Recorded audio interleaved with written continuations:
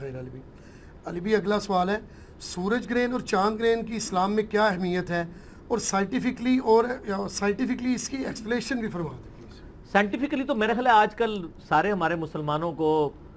پتہ ہی ہے کہ چاند گرہن اور سورج گرہن کیوں لگتا ہے جی ویسے یہاں پہ ہندوانہ معاشرے میں بڑی عجیب و غریب باتیں بھی مشہور تھیں، ایون یہ بھی مشہور ہے کہ جی وہ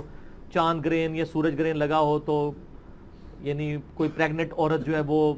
باہر نہ نکلے، یہ ہو جائے گا، یہ ساری مطلب اسلام کے ساتھ تو یہ توہمات میں اسلام بلیو نہیں کرتا، اسلام کی تعلیمات بڑی یعنی واضح ہیں۔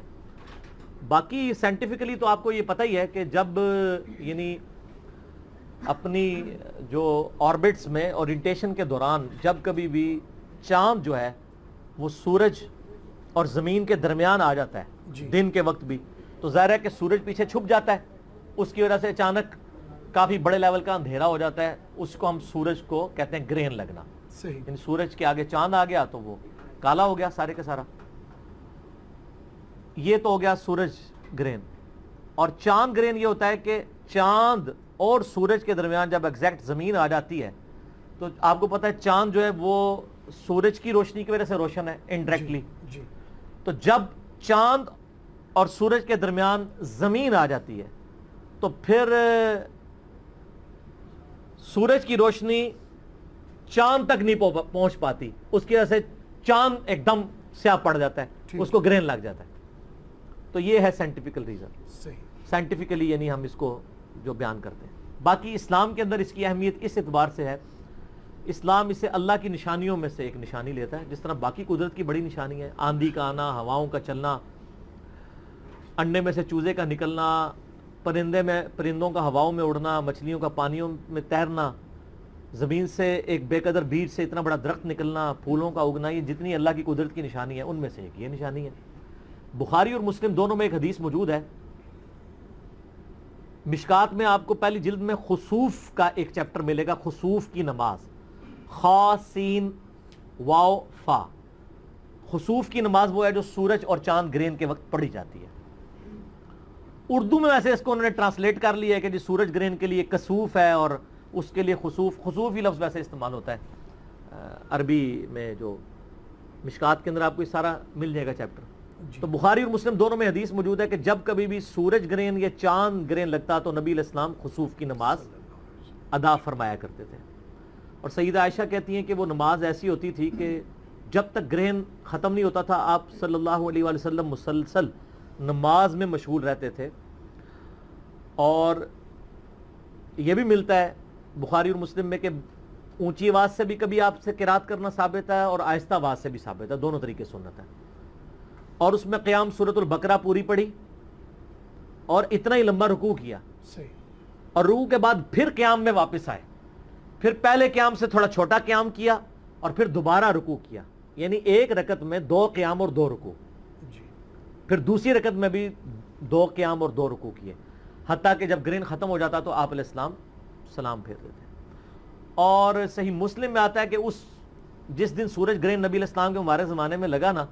بائی چانس اس دن نبی علیہ السلام کے بیٹے ابراہیم کی وفات ہوئی تھی، تو صحابہ نے کہنا شروع کر دیا یہ گرہن اس لیے لگا ہے کہ ابراہیم کی وفات ہوئی ہے، کیونکہ صحابہ کرام کو علم غیب تو کوئی نہیں تھا اور بیچاروں کو سائنس کا علم بھی اتنا نہیں تھا، اس زمانے میں سائنس اتنی نہیں تھی۔ یہ میں اس لیے ساتھ بتا رہا ہوں کہ آپ جن بابوں کو کہتے ہیں کہ جی ہمارے بابے جو ہیں وہ صحابی کی جوتی کی خاک کے برابر بھی نہیں ہے، تو وہ صحابہ کا یہ سٹیٹس تھا، تو اب علم غیب کا جو آپ نے جھوٹا عقیدہ بابوں کے ساتھ منسوب کیا اس کی تو کوئی اوقات ہی باقی نہیں رہتی ہے، ختم ہی ہو جاتی ہے۔ تو نبی علیہ السلام نے پھر صحابہ کرام سے کہا کہ اس لیے گرہن نہیں لگتا، یہ تو اللہ کی نشانیوں میں سے ایک نشانی ہے، کسی بندے کے مرنے کے اوپر گرہن نہیں لگتا۔ بہرحال جب یہ اللہ کی نشانی آئے تو تم نماز میں مشغول ہو جاؤ، صدقہ اور خیرات کرو۔ حتیٰ کہ صحیح بخاری میں آتا ہے کہ جب سورج گرہن یا چاند گرہن لگتا تو نبی علیہ السلام غلام بھی آزاد کیا کرتے تھے صدقہ خیرات کے طور پہ اللہ کی راہ میں۔ اللہ کی نشانیوں میں سے ایک نشانی ہے۔ آپ دیکھیں ہے تو ایک سائنٹیفکل فینومینا ہے، چلیں اس فینومینا کے بارے میں تو آپ کہہ سکتے ہیں کہ نبی علیہ السلام کے زمانے میں سائنس ایوالو نہیں تھی تو لوگ ڈر جاتے ہوں گے اس لیے وہ نماز پڑھتے ہوں گے۔ کئی معاملات ایسے تھے جو اس زمانے میں ایوالو تھے، نبی علیہ السلام کا ایٹیچیوڈ ان معاملات میں بھی ایسا ہی ہوتا تھا۔ میں یہ ان لوگوں کے لیے بات کر رہا ہوں جو نبی علیہ السلام کی شخصیت پہ ایز اے نبی ہونے کے اعتراضات کر رہے ہوتے ہیں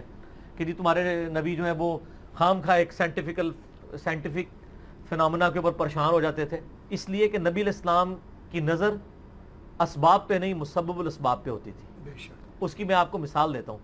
بخاری اور مسلم دونوں میں حدیث ہے، سیدہ عائشہ کہتی ہیں کہ جب کبھی آندھی چلتی، باقی لوگ خوشیاں مناتے کہ بارش آئے گی، ظاہر ہے یہ چیز تو سائنٹیفکلی پروف تھی نا اس زمانے میں کہ آندھی کے ساتھ بارش اور بادل آئیں گے، جی چاند گرہن سورج گرہن تو چلے لوگوں کو نہیں پتا تھا، یہ تو ایوالو تھی نا، تو نبی علیہ السلام آندھی آنے میں بھی پریشان ہو جاتے تھے، حالانکہ آپ کو پتا تھا کہ اس کے بعد بارش آنی ہے۔ تو اما عائشہ کہتی ہیں کہ نبی علیہ السلام کبھی گھر کے اندر جاتے، کبھی باہر آتے، اللہ کی تحمید، تمجید، تحلیل بیان کرتے، سورج گرہن اور چاند گرہن کے موقع پہ بھی اور آندھی کے موقع پہ بھی۔ تو میں کہتی یا رسول اللہ صلی اللہ علیہ وسلم یہ تو خوشی کا موقع ہے، آندھی آئی ہے، بادل آئیں گے، بارش ہوگی، ظاہر ریگستان میں بارش کی بڑی اہمیت ہے، جی لوگ خوش ہوتے ہیں اور آپ پریشان ہو جاتے ہیں۔ ہائے ہائے ہائے، آپ نے فرمایا اے عائشہ سلام اللہ علیہ، مجھے کیا خبر کہ اس آندھی کے بعد جو بادل آئیں گے ان میں سے آگ برسے گی یا پانی؟ سیدہ عائشہ کہہ سکتی تھی یا رسول اللہ علیہ وسلم it is physical phenomena of nature, آپ کو نہیں پتا، یا رسول اللہ کو نہیں تھا پتا کہ بارش ہی برستی ہے، لیکن ان کو پتا تھا کہ نبی علیہ السلام کی نظر فیصلہ کرنے والے پہ ہوتی ہے، فزیکل فینومینا پہ نہیں ہوتی۔ بے شک اور اس کا ثبوت یہ ہے کہ سیدہ عائشہ کو پھر حضور نے کہا کہ مجھے کیا پتا کہ آگ برسے گی، کیا تمہیں پتا نہیں ہے؟ سورہ ہود کی آیت تلاوت کی نبی علیہ السلام نے کہ جب قوم عاد کے اوپر عذاب آیا تھا تو ایک بادل کی شکل میں آیا تھا، بڑی گرمی ہوئی اور بڑے عرصے بعد ایک بادل نمودار ہوا تو ساری قوم اس بڑے بادل کے نیچے ٹھنڈک کے لیے آ گئی اور خوشیاں منانا شروع ہو گئی کہ ہم پہ یہ بادل برسے گا، اور اصل میں وہ آیا تھا عذاب قوم عاد کے اوپر۔ حضرت ہود علیہ السلام نے ان کو پہلے ہی کہہ دیا تھا کہ تم پہ عذاب آئے گا، وہ تو ایکسپیکٹ نہیں کر رہے تھے، انہوں نے تو یہی دیکھا تھا کہ بارش ہی برستی ہے بادل سے۔ جب وہ ساری قوم بادل کے نیچے جمع ہوئی، اللہ کی طرف سے آگ برسی، سارے بھسم ہو گئے۔